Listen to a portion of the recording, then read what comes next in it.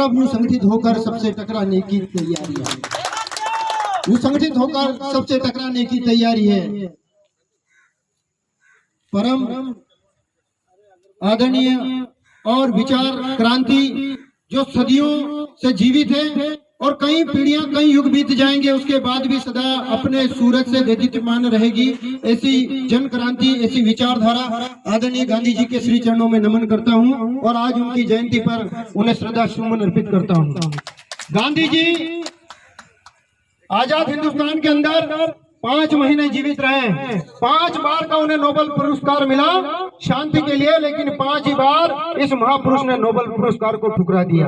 अपनी एक लंगोटी की कीमत ऐसे 5-5 नोबेल पुरस्कार भी उस पे भारी पड़ गए। एक लंगोटी जो 5 नोबेल पुरस्कार को ठुकरा देती है, वो विचार क्रांति है आदरणीय महात्मा गांधी की। वो अहिंसा के पुजारी की विचार क्रांति है। आज गांधी जी को भले ही आजाद हिंदुस्तान में गोली मारकर कातिलों ने उनकी हत्या कर दी, लेकिन आज भी गांधी जीवित है हमारी विचारधारा में। इस हिंदुस्तान की परिपाटी में, हिंदुस्तान की भौगोलिक स्थिति में क्यों जीवित है? क्योंकि आज हिंदुस्तान को जरूरत है गांधी की विचारधारा की। आज हर संप्रदाय को जरूरत है गांधी की विचारधारा की। आज गांधी जी सदियां 154 वर्ष हो गए हैं, लेकिन मैं बोल रहा हूँ 154 शताब्दियां बीत जाएगी, लेकिन गांधी कभी मरेंगे नहीं। और अक्रांताई कितना ही गोडसे की तारीफें कर ले, गांधी जी को कुछ भी अनाप शनाप कह के गलत ठहराने की नाकाम कोशिशें कर ले, लेकिन गांधी की विचारधारा कभी मरने वाली नहीं है। गांधी की विचारधारा अजर अमर है।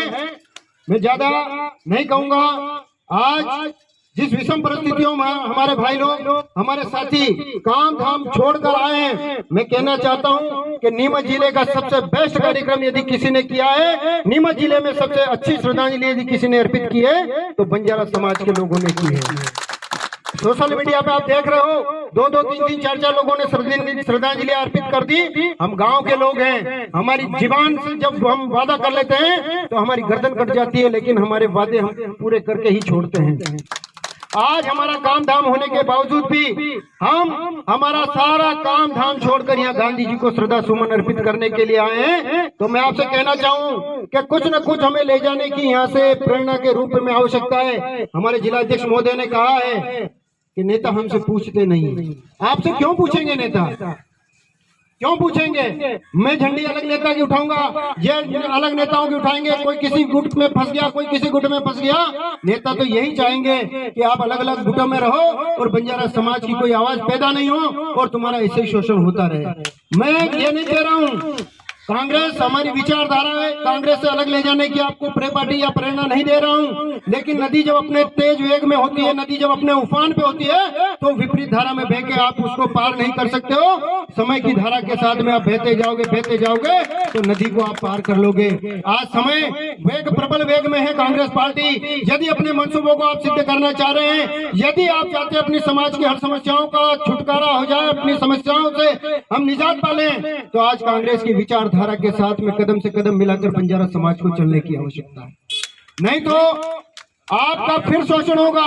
आज आप यहाँ बैठे हो, आपको देखा जा रहा है। मैं कहना चाहूंगा कि माझी तेरी कश्ती के इस दुनिया में तलबगार बहुत है, इस पार को उस पार बहुत है। जिस शहर में खोली है तूने शीशे की दुकान, उस शहर में पत्थर के खरीदार बहुत हैं, उस शहर में पत्थर के खरीदार बहुत हैं। आज समय प्रजातंत्र की समर भूमिका सज रही है। चुनाव आने वाला है, एक फटते रहे, एक नेताओं की गाड़ियों में बैठते रहे, तो न तो समाज की बात सुनने वाला मिलेगा, न आपका फोन उठाने वाला मिलेगा। नेताओं के जन्मदिन पर, उनके बच्चों के बर्थडे पे आप बड़ी बड़ी फेसबुक की लाइन चेपते हो। एक बार टैकल कर लेना कि आपका नेता आपका फोन उठा रहा है कि नहीं उठा रहा। जो आपके संघर्ष में साथी है, आप उसका साथी बनकर इस पंजे के लिए हम काम करने के लिए तैयार हैं।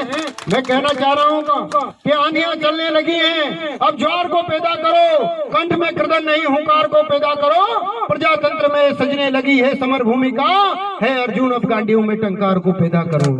इसलिए यदि महाभारत का युद्ध जीतना है तो आपको अर्जुन बनकर अपने हथियार अभी से तैयार करने हैं। हमारे अध्यक्ष महोदय ने कहा है 1000 लोगों का कार्यक्रम आपको गांधी भवन नीमच में करना है, तो बंजारा समाज की आपकी ताकत जो है वो नेता भी समझेंगे, वो प्रजातंत्र भी समझेगा, वो प्रशासन भी समझेगा।